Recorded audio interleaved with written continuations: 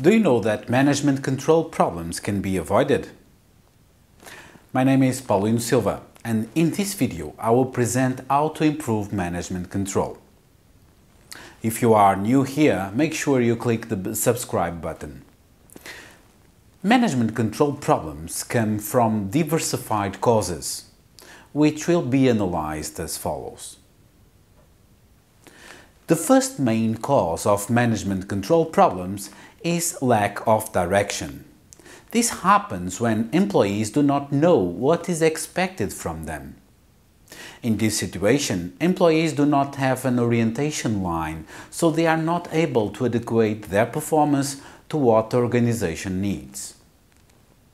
The second main cause is lack of motivation, and happens when employees that know what is expected from them are not interested in behave properly. It's common to happen when individual incentives are not adequated to the organization goals achievement. The third main cause is lack of abilities, including innate abilities of people. This situation happens, for example, when problems occurred in terms of job descriptions. In order to prevent the organization from the effects of these problems, managers use control systems that are results controls, action controls, and personnel controls. Results controls are presented in only one basic form, that of results accountability. To put into practice results controls, managers have to identify the dimensions along which results are desired and define standards of performance.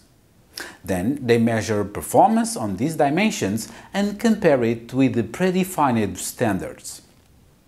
Finally, managers provide rewards for the desired results in order to promote the behaviors that lead to those results. Action controls are used to lead individuals act in a certain way. There are three forms of action controls. Firstly, behavioral constraints give a preventive form of action control by making impossible some undesirable behaviors, or at least difficult. Personnel identification systems and passwords are some examples. Secondly, there are the pre-action reviews that consist in observing the work of others before the activity is complete and make the necessary corrections. Finally, there are action accountability controls, which are comparable to results accountability controls.